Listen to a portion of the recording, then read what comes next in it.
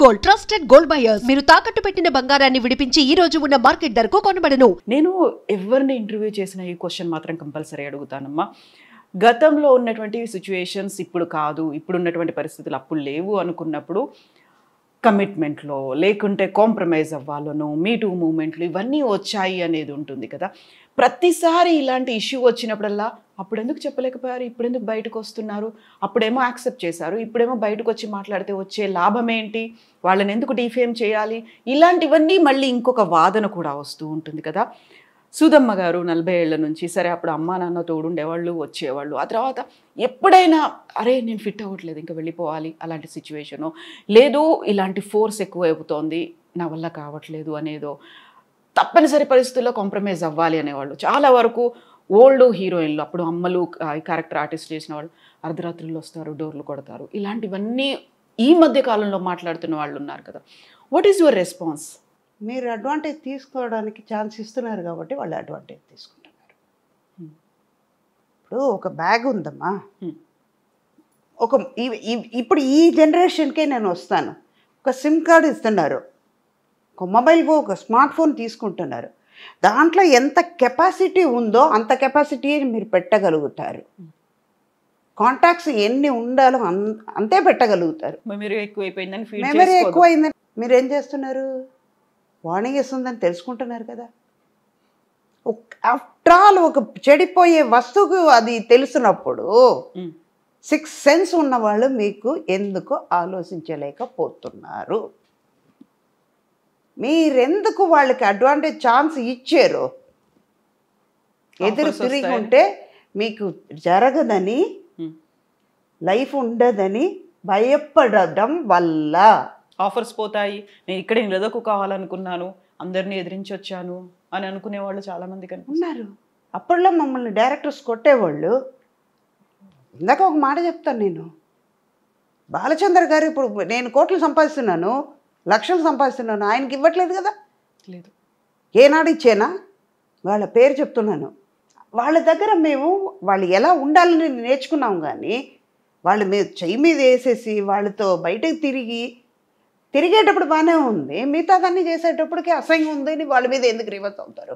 వాళ్ళు జోక్ చేశారంటే ఖచ్చితంగా ఖండించండి. అక్కడే మీ లిమిట్ దాటనియకండి, మీరు లిమిట్ దాటకండి. మీ కంఫర్టబిలిటీ ఏంటో నేను ఉంటాను అంటారు. అమ్మ మిమ్మల్ని కళ్ళు చూసి నేను మాట్లాడతాను, అలాగే ఇప్పుడు మీరు మైక్ పెట్టుకున్నారు, మొబైల్ పెట్టుకున్నారు, వాచ్ కట్టుకున్నారు, ఒక గాజులు వేసుకున్నారంటే నా కళ్ళు అలా తిరుగుతుంది, బాగానే ఉంది కదా అని తిరుగుతుంది. నేను డ్రాయర్ ఇంతే వేసుకుని తిరుగుతాను, వాడు చూసాడని అంటే వాడు తప్ప నీ తప్ప, అది నేను చించపరిచట్లా. మనం ఉండేదాన్ని బట్టి ఉంది. ఒక బ్యాగ్ ఉంది, దాంట్లో ఎంత పెట్టగలుగుతారో అంతే పెడతారు. సూట్ కేసు పెట్టాల్సింది బ్యాగ్లో పెడతా ఎలాగా? సూది దారం ఉందమ్మా. పాత మనిషిలాగానే ఒక అధిక మాట్లాడుతున్నానని నేను చెప్పట్లే. సూది దారివ్వకుండా దారం దిగుతుందా? ఇప్పుడు మీరే ఉన్నారు, అమ్మ అంటారు, ఏ అన్నారంటే మీరు ఏమంటారు, ఎలా రిప్లై ఇస్తారు? మనం ఇచ్చేదాన్ని బట్టి. ఒక గోడకి బాలు కొడుతున్నాం, ఎంత ఫోర్స్గా కొడతామో అది తిరిగి నా దగ్గరికే వస్తుంది. మిమ్మల్ని చూసేటప్పటికి నాకు మాట్లాడాలని అనిపించేటప్పుడు మీరు ఎందుకు మాట్లాడడానికి ఛాన్స్ ఇస్తారు? మీరు మాట్లాడకండి, అవాయిడ్ చేయండి. ఆటోమేటిక్గా వాళ్ళు తగ్గుతారు. ఒక్కసారి చేస్తారు, రెండోసారి చేస్తారు, పక్కన ఉన్న వాళ్ళు అంటారు, అది నేను కేరే చేయట్లేదు, ఎందుకురా, ఎందుకే అంటారు కదా. అప్పుడు ఇన్సర్ట్ అవుతున్నట్టే, వద్దు మాట్లాడడం మానేయండి. ఇవన్నీ చేస్తేనే. మీరేం చేసేవాళ్ళు? అప్పట్లో మాకు ఇలాంటివి వచ్చేదే కాదు కదా. మాకు ఎంతసేపు వర్క్ నేర్చుకోవాలి, మెయిన్ మొబైల్ రావడం వల్ల ఎంతకెంత అడ్వాన్స్గా వెళ్తున్నామో అంతకంత మన చెడు మెట్టెక్కుతున్నాం. చెడు అన్న మెట్టెక్కుతున్నాం, మంచిది ఎక్కట్లా.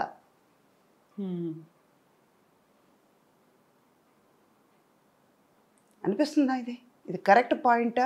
నా వరకే అది కరెక్ట్ పాయింటే. కాకుండా మిమ్మల్ని ఓల్డ్ స్కూల్ అంటారు. అది మీరు చెప్పాల్సిన అవసరం లేదు. నా ఓల్డ్ స్కూల్ నాకు మంచిది, అది నాకు ఇష్టం. ఓల్డ్ స్కూల్గా ఉండడం నాకు ఇష్టం. దానివల్ల నేనే పోగొట్టుకోలే, ఇలాగే ఉంటా. అలాగే ఉండండి. ఆ అడమెంట్సీ నాలో ఉంటుంది, అది నాకు అందంగా కనిపిస్తుంది. నాకు అదే కదా కావాలి. మీకు అనిపిస్తుందంటే, మీకు అది బాధగా ఉంటే ఐ డోంట్ కేర్, నా వెళ్ళిపోతూ ఉంటాను నేను. అది మీ తప్పు, మీ చూపులో తప్పు, మీ ఆలోచనలో తప్పు. నేను చెప్పలేదు కదా మీరు ఆలోచించండి, మీరు తప్పుగా చూడండి అని నేను చెప్పలేదు కదా. నాకు అది కరెక్ట్ అని అనిపించింది కదమ్మా. మీ చూపులో తప్పు ఉంది, మీ ఆలోచనలో తప్పు ఉన్నాయి. అలాగని నేను తప్పు చేసి పాయింట్అవుట్ మిమ్మల్ని చేయడం తప్పు అంట నేను. అదే సుధావే, నేను ఇది మాట్లాడతాను అది మాట్లాడతానంటే తప్పు నా వైపు పెట్టుకుని ఎదటి వాళ్ళని పాయింట్అవుట్ చేయకూడదు. మీరు ఆలోచించాలి, నేను తప్పు చేసి ఉండొచ్చు కదా, ఎందుకు అన్నారు అన్నది ఆలోచిస్తే తప్పు రాదు అక్కడ.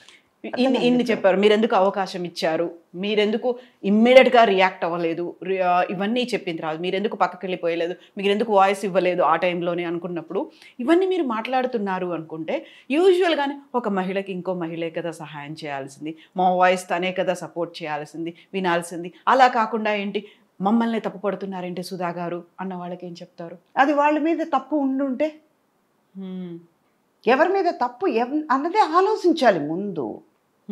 ఇద్దరిని కూర్చోబెట్టేసి అడగాలి, డైరెక్ట్గా అడగాలి. ఒక్కళ్ళ మీద ఇమ్మీడియట్గా చెప్పకూడదు, రెండు వైపులా చూసి మాట్లాడాలి. ఒక్కళ్ళు ఇది చెప్పేశారా అంటే కళ్ళు మూసుకుని నమ్మకూడదు.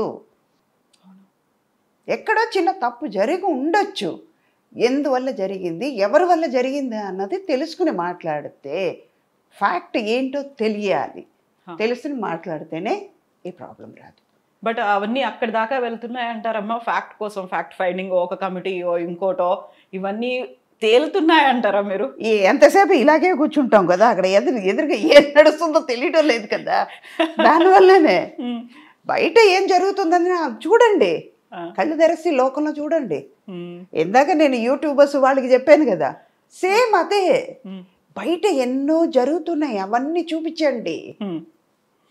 టాలెంటెడ్ కిడ్స్ ఎంతమంది, ఒక్కొక్క ప్రోగ్రామ్ వాళ్ళు పాడుతా తీయగల పిల్లలు ఏం పాడుతున్నారు, ఆ డాన్స్ ఏంటి, పిల్లలకి ఏం చేస్తున్నారు, ఆ టాలెంట్ మీరు ఎంకరేజ్ చేయండి, అది చూపించండి. ఎవడో ఏదో చేశారు, ఈవిడ ఇది చేస్తుంది, అదంతా ఎందుకు? ఇంకా మీరు మైండ్ పాడు చేసుకుని ఎదటి వాళ్ళ మైండ్ని పాడు చేయడం ఎందుకు అంట నేను.